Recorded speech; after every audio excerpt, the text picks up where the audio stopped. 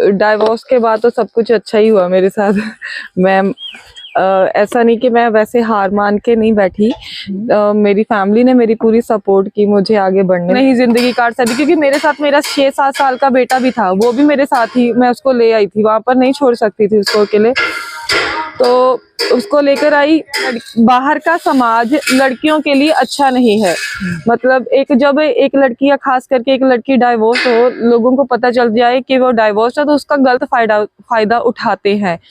हाँ, तो फिर उन्होंने कहा कि तुम यही वर्कशॉप पर काम करो, तुम बचपन में भी करती ही थी कि अभी भी यहाँ पर करो। लोगों को पता चलने लगा कि हाँ ये कोई लड़की है जो वेल्डिंग का काम करती है। एक तो मैं कोई अपने मतलब अकाउंट में जो रियलिटी लड़कों को लगता है, मैं सभी लड़कों को नहीं कहती, बहुत मतलब कुछ है उन्हें लगता है कि लड़कियां सिर्फ किचन के लिए ही बनी हुई है। हमारी रिस्पेक्ट करो, क्योंकि वो जग जननी है ना। हाँ, अब कहते हैं भारत माँ कहते हैं ना, तो वो जग जननी है, उसकी रिस्पेक्ट करोगे तो वो जितनी हम लड़कियों को खुश रखते हैं ना, तो भगवान की माता लक्ष्मी की भी कृपा रहती है। तो लड़कियां किसी से कम नहीं है, कमजोर मत समझो उनके लिए। बस एक तो मुझसे रिश्ता मांगने आ गया था मेरे घर पर। हाँ, मेरी शादी कर दो। मेरे फादर साहब से मेरे फादर साहब ने समझा कर बुझाया कि तुम्हारे घर तुम्हारी बहनें हैं, अगर पटना शहर में मैं आना चाहूंगी, मैं गुरुद्वारा साहिब में जाना है पटना में, तो फिर वहां पर आके व्लॉग बनाकर जाऊंगी पटना का। चलिए, thank you so much. Thank you. तो बताएं अपने बारे में, ब्राउन कुड़ी की आपने अपनी लाइफ की शुरुआत की, आपके साथ बहुत सारे डाउन एंड फॉल आए थे। उसके बाद जैसे आपकी मीडिया पे यानी सोशल मीडिया पर इतने पॉपुलर हैं, आपके 12 लाख से ऊपर भी मिलियंस में व्यूज आते हैं, मिलियंस में फॉलोअर हैं, तो फिर कैसा लगता है? इतने लोग हैं, आपने अपनी जिंदगी में बहुत से उतार चढ़ाव देखे, बहुत डाउनफॉल की, जहाँ लगा कि जिंदगी खत्म हुई, उसके बाद नई शुरुआत करने के बाद यहाँ तक का सफर कैसा रहा, इसके बारे में बताएं हमारे श्रोताओं को। यहाँ तक का सफर डाइवोर्स के बाद, जब भी आपने जब सफलता पाई वो अच्छा था। मैं मतलब डाइवोर्स के बाद तो सब कुछ अच्छा ही हुआ मेरे साथ। मैं ऐसा नहीं कि मैं वैसे हार मान के नहीं बैठी। मेरी फैमिली ने मेरी पूरी सपोर्ट की मुझे आगे बढ़ने में, अभी भी कर रही है। तो मैं एक स्पोर्ट पर्सन थी, गेम्स वगैरह करिए, क्योंकि जिन लोगों ने गेम करी होती है उनके थोड़े माइंड थोड़े खुले, विचार थोड़े खुले होते हैं ना, तो मैं उस हिसाब से थी। तो जब बहुत कुछ सोचा हुआ था कि मैं बड़ी हूँ, जब हम बचपन में होते हैं तो हम सोचते हैं ना कि मैं बड़ी होकर ये बनूंगी, मैं वो बनूंगी। मतलब शादी के बाद तो वो सब कुछ टूट ही गया था। तो मैंने सोच लिया कि नहीं अभी। फिर मैंने अपने फादर साहब, मैंने उन्हें डाइवोर्स का नहीं कहा था, मैंने कहा मुझे घर ले चलो, वे मैं यहाँ पर नहीं रह सकती भी मुझे। तो फिर यहाँ पर लॉकडाउन में तकरीबन मैं 8-9 महीने डिप्रेशन कह लीजिए, या क्या बनेगा मेरी लाइफ का, क्या होगा, मैं क्या करूंगी आगे, ऐसे तो नहीं जिंदगी काट सकती, क्योंकि मेरे साथ मेरा 6-7 साल का बेटा भी था, वो भी मेरे साथ ही, मैं उसको ले आई थी, वहां पर नहीं छोड़ सकती थी उसको अकेले, तो उसको लेकर आई जाऊंगी। आप अलग हुई वहां से? हाँ, तो शुरुआत कैसे हुई? फिर शुरुआत हुई। मेरे फादर साहब कह रहे थे अभी क्या करोगी आगे, तो इन्होंने मुझे कहा कि बाहर का समाज लड़कियों के लिए अच्छा नहीं है। मतलब जब एक लड़की या खास करके एक लड़की डाइवोर्स हो, लोगों को पता चल जाए कि वो डाइवोर्स है, तो उसका गलत फायदा उठाते हैं। हाँ, तो फिर उन्होंने कहा कि तुम यही वर्कशॉप पर काम करो, तुम बचपन में भी करती ही थी कि अभी भी यहाँ पर करो। तो फिर मैंने धीरे धीरे काम स्टार्ट किया। फिर अपना रील का ट्रेंड था, तो मैंने रील्स डालनी शुरू कर दिए इंस्टाग्राम पर। वो मेरी रील्स वायरल होनी शुरू होगी काम की। जब वो वायरल होनी शुरू हो गई तो फिर लोगों को पता चलने लगा कि हाँ ये कोई लड़की है जो वेल्डिंग का काम करती है। एक तो मैं कोई अपने मतलब अकाउंट में जो रियलिटी होती है वही दिखाती हूँ कि हम घर पर कैसे हैं, मैं काम करती कैसी दिखती हूँ, मेरे कपड़े कैसे हैं, वो सब वो रियल होता है ना। तो फिर उससे लोग मेरे साथ जुड़ने लगे। बाकी हम कुछ अपना एग्रीकल्चर के बनाते हैं, इम्प्लीमेंट्स बनाते हैं, तो उसकी वजह से लोगों का काफी रुझान हो गया मेरी तरफ। तो अभी पता है सबको।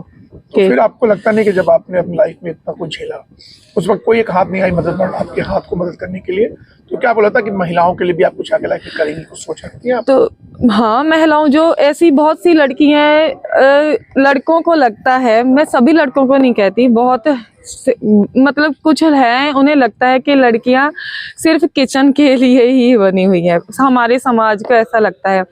पर नहीं, लड़कियां किचन के लिए नहीं। अगर मेरी शादी हुई, मेरा हस्बैंड काम नहीं करेगा तो हमारा घर का खर्चा कैसे चलेगा? अगर वही, चलो ठीक है, वो काम, अगर मैं काम कर लूं, अगर मुझे कुछ आता होगा, मैं काम करने लग जाऊं तो मेरे घर का रोटी पानी तो चलेगा ही ना।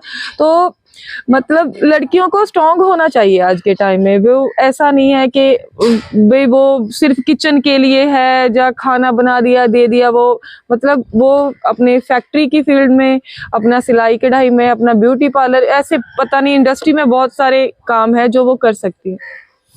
फिर आप बताओ, अपने देश की बेटियों के लिए, मैं ये चैनल बिहार के लोग देख रहे हैं, व्यूअर देख रहे हैं, उनके लिए क्या मैसेज देंगे? लड़कियों के लिए और जैसे लड़कों के लिए जो अपनी पत्नियों को घर का जो है मैंने अपनी प्रॉपर्टी समझते हैं जैसे मर्जी, उन लोगों के लिए क्या, दोनों के लिए क्या क्या मैसेज दे रहे हैं? देखो, हस्बैंड और वाइफ गाड़ी के दो पहिए होते हैं, दोनों को बैलेंस बनाकर चलना पड़ता है ना। अगर एक का भी बैलेंस डाउन हुआ तो वो गाड़ी लड़खड़ाने लग जाती है। वैसे ही पत्नी को भी चाहिए, अगर पति आपका साथ दे रहा हो तो उसका मतलब उसका साथ दो।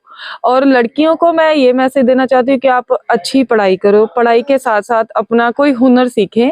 हुनर, अगर मेरे जैसी प्रॉब्लम आप पर भी आती है तो आप मतलब डरो मत, डरना नहीं चाहिए कि हाँ अभी क्या होगा मेरी लाइफ में, क्या हो सकता है।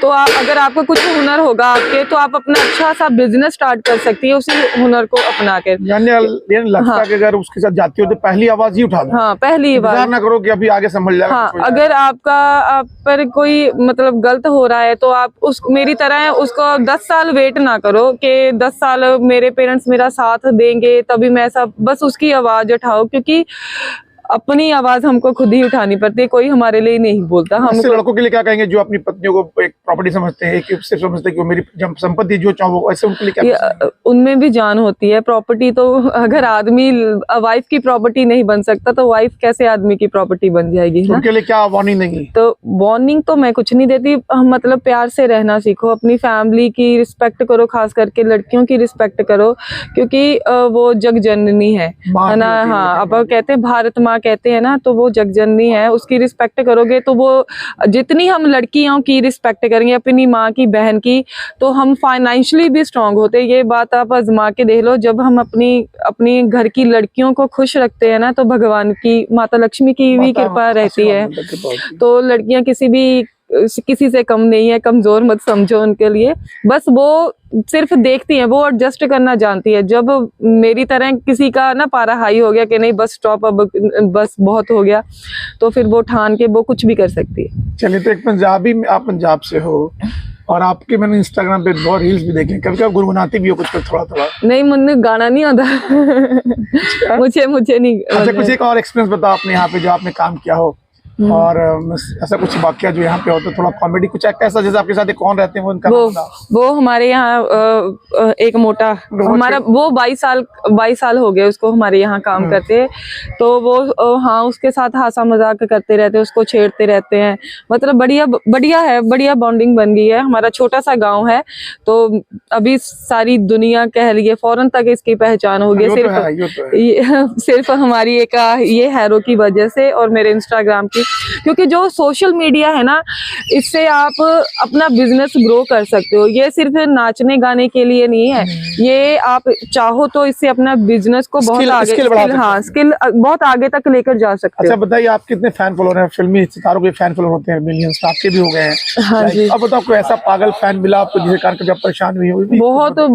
बहुत ये भी मुझे मेरे फैन ही ने भेजा है, पर उसने एज अ रिस्पेक्ट भेजा है। जैसे कोई ऐसा कभी आया कि जब जैसे कि हमारे फिल्मी जो सितारे परेशान होते हैं फैन से? एक तो मुझसे रिश्ता मांगने आ गया था मेरे घर पर। अच्छा। हाँ, मेरी शादी कर दो मेरे फादर साहब से। मेरे फादर साहब ने समझा कर बुझाया कि तुम्हारे घर तुम्हारी बहनें हैं, अगर उनके साथ ऐसा कुछ हो, ऐसा अच्छा नहीं लगता है ना। तो कहाँ से थे वो? हाँ, ये पंजाब से ही थे। तो उनको तो बड़ा आपको हैंडल करना मुश्किल होता थोड़ा सा? मैं पब्लिक में बहुत कम ही जाती हूँ, मतलब नहीं थोड़ा, क्योंकि जब चलो हम तो नहीं मानते कि हमने बहुत कुछ कर दिया अपनी लाइफ, पर पब्लिक को ऐसा लगता है कि ये पता नहीं खास होंगे या कुछ ऐसा है, तो वो चीजें देखकर थोड़े चलनी पड़ती।